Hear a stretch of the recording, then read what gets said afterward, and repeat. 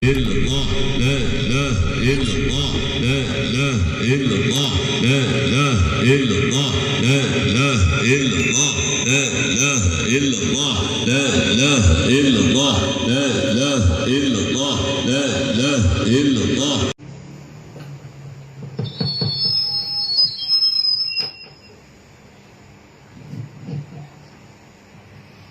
Assalamualaikum warahmatullahi wabarakatuh. Waalaikumsalam warahmatullahi wabarakatuh.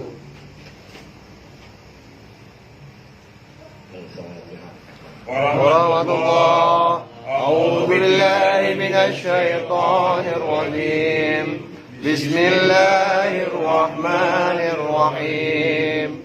Alhamdulillahi rabbil alamin. Ar-Rahmanir Rahim. Malik yaumiddin. Iyyaka na'budu wa iyyaka nasta'in. Ihdinas siratal mustaqim. Siratal ladzina an'amta 'alaihim ghairil maghdubi 'alaihim waladdallin. Amin.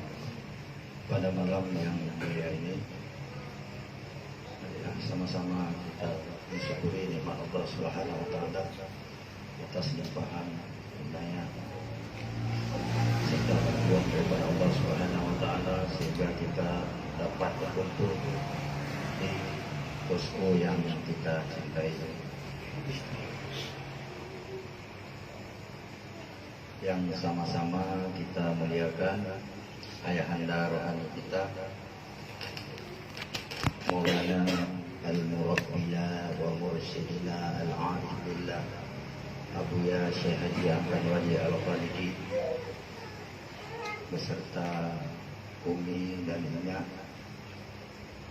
dan juga anak-anak beliau, keluarga beliau sekalian, sahabat-sahabat beliau, dan juga murid-murid beliau secara keseluruhannya. Mudah-mudahan Abuya selalu panjang umur, diberikan oleh Allah panjang umur, sehat, dijauhkan dari fitnah, dibantu oleh Allah perjuangannya dalam mengembangkan ajaran tauhid tasawuf di muka bumi ini. Yang sama-sama kita hormati, kita muliakan Tuan Guru kita Buya Busra Khatib Alam, yang juga beliau adalah seorang mursyid tarikah Sananya. Beliau sangat membantu kita yang jahil-jahil ini untuk mendapatkan paham apa yang dibawakan oleh Abuya. Semoga Abuya,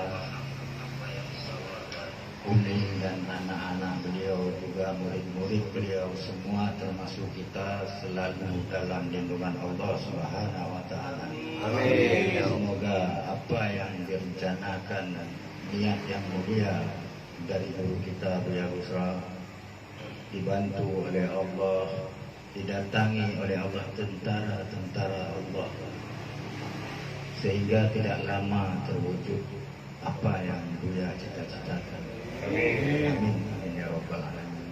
Yang sama-sama kita hormati, kita muliakan wali kita, wali Kepri, dan juga wali Batam yang baru diangkat, tapi sudah sangat luar biasa kewaliannya di dalam secara di dalam bersahabat bersama kita sangat luar biasa. Ini bertahan daripada Abuya kita yang kita hormati, kita muliakan orang tua kita, Bapak Marzuki, Bapak Yuri, Tengku Hamba dan sebaya dengan mereka, dalam arti kata hampir-hampir 60 tahun semua kita muliakan. Dan juga Tuhaput, Tuhalapan belum diangkat ya? Belum. Belum merangkap ya. Belum merangkap Ustaz. Ketua Khadam dan juga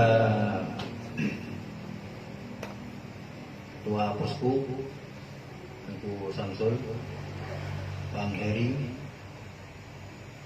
Bang Hadir, dan juga Bang Bahtiar.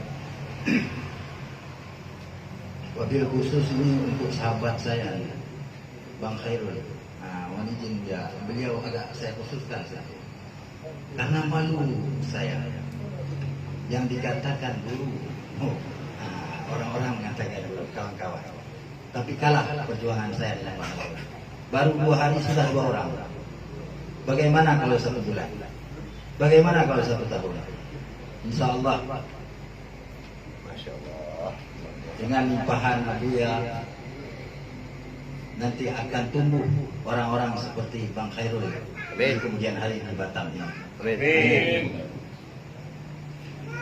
Semoga kita semua mendapatkan limpahan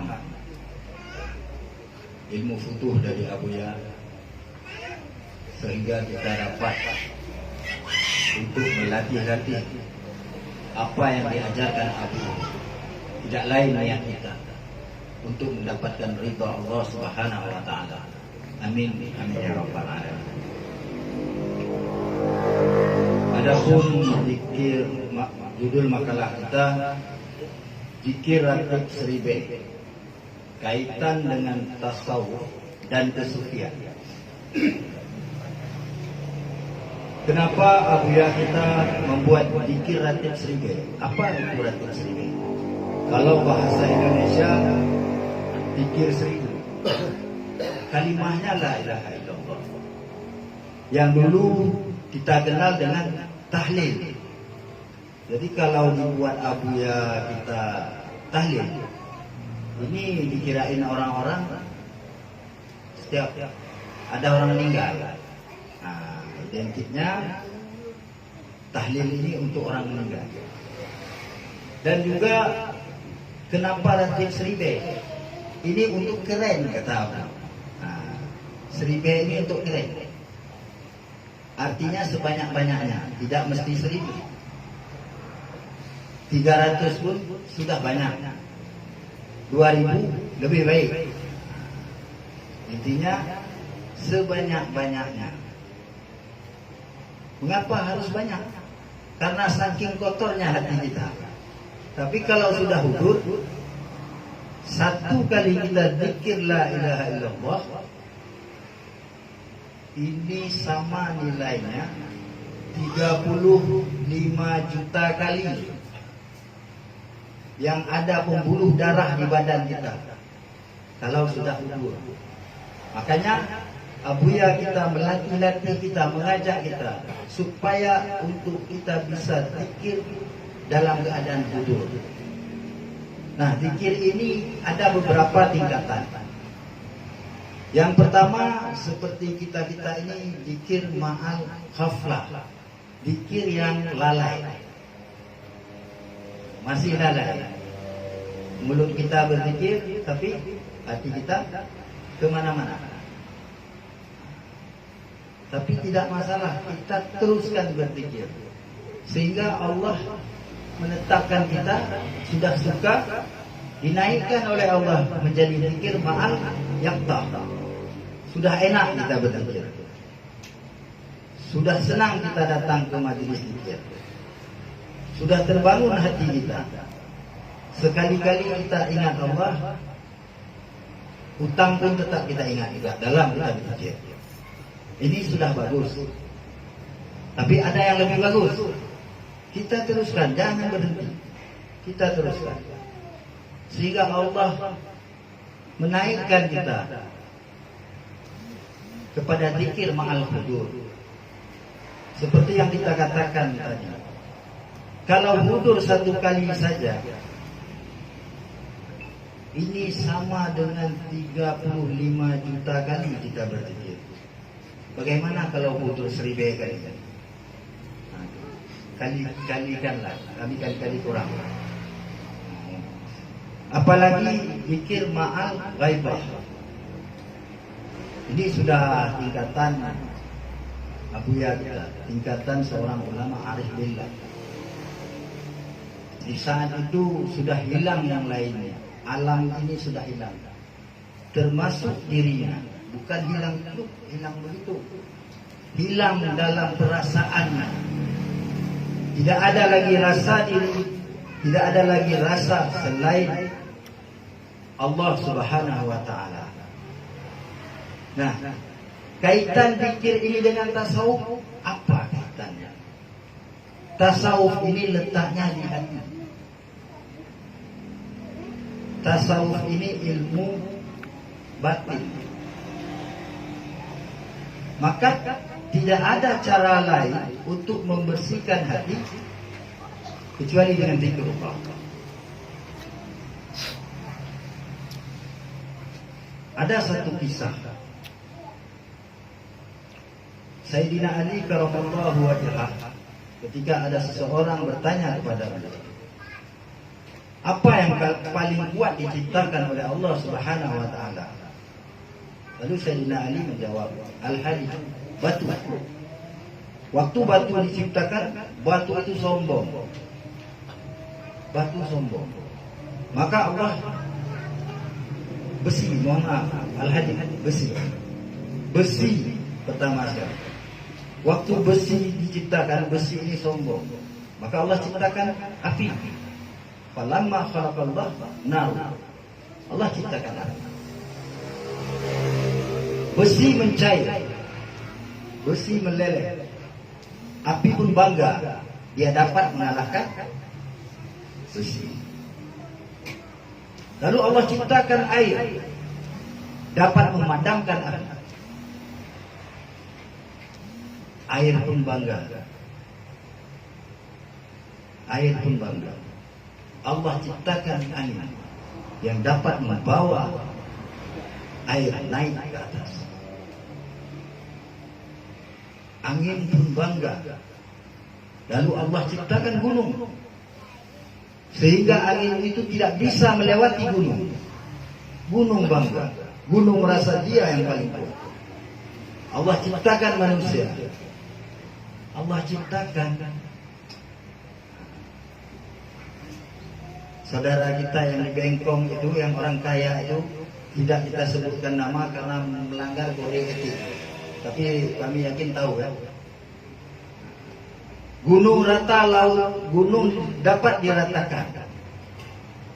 Manusia, Allah ciptakan manusia sehingga gunung yang tinggi dapat rata. Diratakan gunung yang tinggi itu. Manusia merasa bangga.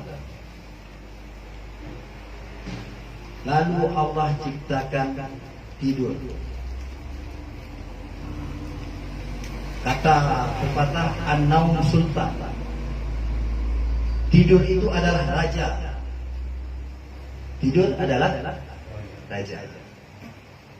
Tidur pun bangga dapat mengalahkan manusia. Allah datangkan kegelisahan. Orang gelisah tidak bisa tidur. Orang gelisah tidak bisa tidur ya? Kegelisahan, kekacauan, merasa bangga. Kegelisahan ini letaknya di hati. Lalu Allah ciptakan zikrullah, sehingga dengan berzikir hati menjadi tenang. Ala bizikrillahi tatma'innul qulub. Hanya dengan berzikir hati menjadi tenang. Jadi apa yang paling kuat di dunia ini? Zikir. Zikrullah. Oleh sebab itulah Abuya kita menggagas zikir ratib 1000 agar hati kita tenang, agar nafsu kita bisa bernafsu mutmainnah. Karena hanya nafsu mutmainnah yang dipanggil oleh Allah. Kalau masih nafsu amarah, lawamah, mulhamah, Allah ingat juga, tapi ingat dengan keadilannya, bukan ingat dengan rahmat. Maka Abuya kita mengajak kita, mendidik nafsu kita dari amarah ke tingkat lawamah, ke tingkat mulhamah, dan semoga dengan anugerah Allah, limpahan dari Abuya, sekurang-kurangnya kita bisa bernafsu mutmainnah. Sekurang-kurangnya kita bisa bernafsu mutmainnah. Jalannya hidayah Allah. Kata ulama sufi, untuk mendapatkan jalan itu suluk rakan tarikat sufi. Suluk rakan tarikat sufi. Di Darul Ihsan, tarikatnya. Ada tarikatnya yang dipimpin oleh Maulana Al-Murabbina wa Mursidina Al-Arif Billah Abuya Syekh Haji Amran Wali Al-Khalidi. Maka kita bermohon kepada Allah, di setiap doa-doa kita jangan lepas, agar Allah memberi anugerahnya, pertolongannya, kita bisa pulang mengambil tarikat itu, bisa kita suluk. Karena proses dalam suluk itulah zikir yang ditalqin oleh seorang murabbi itu yang dapat memindahkan nafsu kita. Paling tidak kita bisa berzikir dari ismul zat, nafi isbat, muraqabah. Mudah-mudahan kita bisa sampai ke zikir muraqabah ma'iyah. Karena nafsu mutmainnah ini orang-orang yang berzikir muraqabah ma'iyah. Amin, amin ya rabbal alamin.